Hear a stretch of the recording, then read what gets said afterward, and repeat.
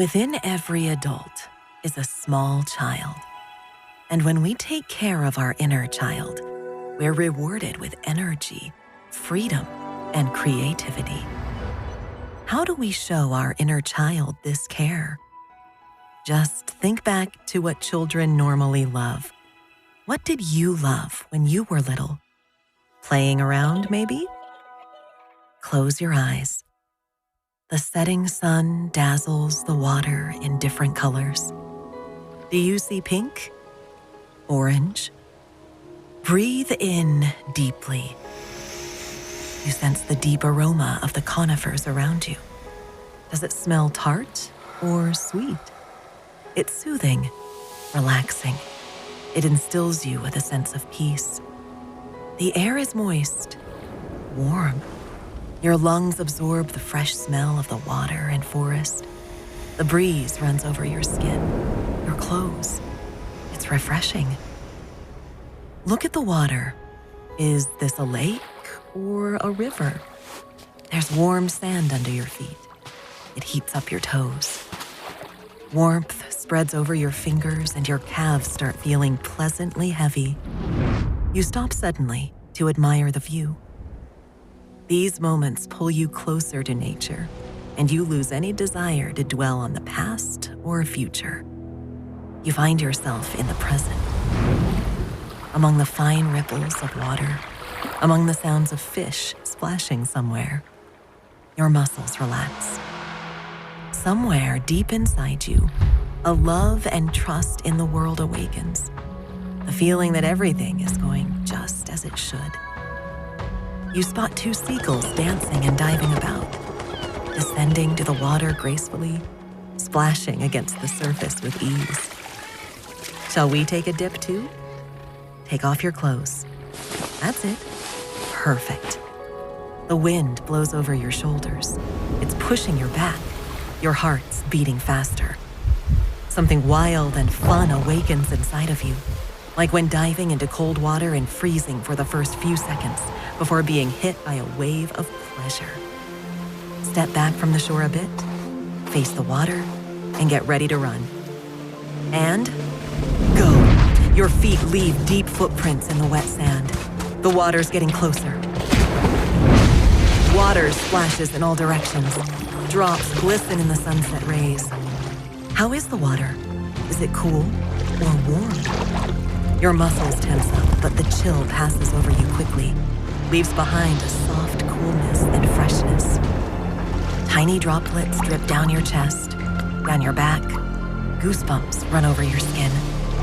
Have you walked into waist level? Or have you gone as far as your chest? You can go deeper if you want. Dive in. Cool water rolls over your face, your shoulders, your neck. You're hit with a boost of energy. It washes away all your extra thoughts and emotions in a split second. What do you see here? Seashells? Fish? There's some seaweed over there. You can even touch the very bottom. Is it muddy or sandy? It runs through your fingers pleasantly. You can see right through the water. It's clear as day. The sun reflects off its surface like a soft, persistent flame.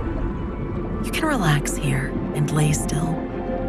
The water lifts your body up. You feel weightless, floating in the water, being gently rocked by the light waves. There's the surface. The water runs down your cheeks. Take a deep breath. The air feels fantastic, and even more so after holding your breath for a while. Some water enters your mouth. What does it taste like? Is it like spring water? Sweet? Or do you taste minerals like from a mountain lake? Take a few sips if you like. The water runs pleasantly down your throat. A chill fans out through your belly. Spread your arms out to float on the surface. The little waves rock you back and forth. You can try matching these movements, almost like you're playing along with them, leaning from side to side.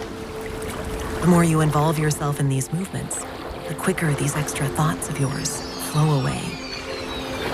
A gentle wave lifts you up. then gently lowers you.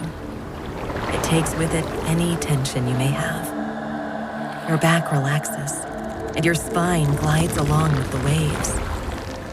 Even your body has become sort of a light, free wave in itself. It's an amazing feeling. The waves gently lap against the shore. You feel the cool, wet sand against your back. Hear that? Little feet stomping. A plastic pail. Turn your head. There's a child not too far from you. Is this child a girl or a boy? You're reminded of someone. Perhaps it's you as a child. A tender, bright face, sparkling eyes. What is the child wearing? A t-shirt or a tank top? Shorts or a skirt? Do they have a hat on? A bucket hat or a cap? Standing around, watching, smiling. They've got a beautiful smile. It's infectious, clean. You can't help but smile back. The child holds out their pail. They want you to help them build a sandcastle. Is the bucket big or small? Touch it. It's got little scratches over it, some sandy bits too. The child begins to dig the trench that'll circle the future sandcastle. You could probably help them out. Scoop some sand up using your hand. It feels nice and coarse.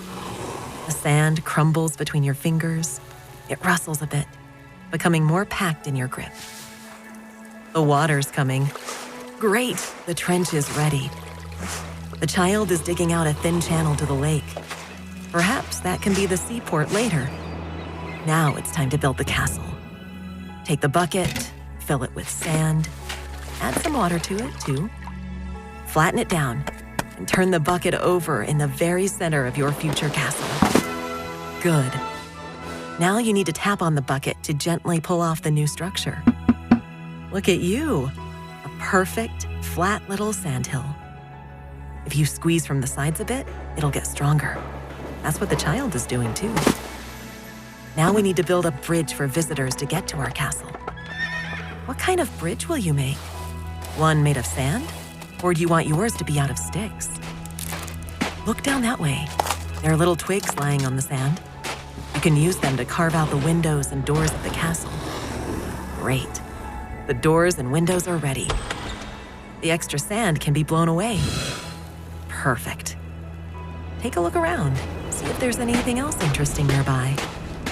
Over there's a little stick. Does it bend well? Should be perfect for the castle's arch.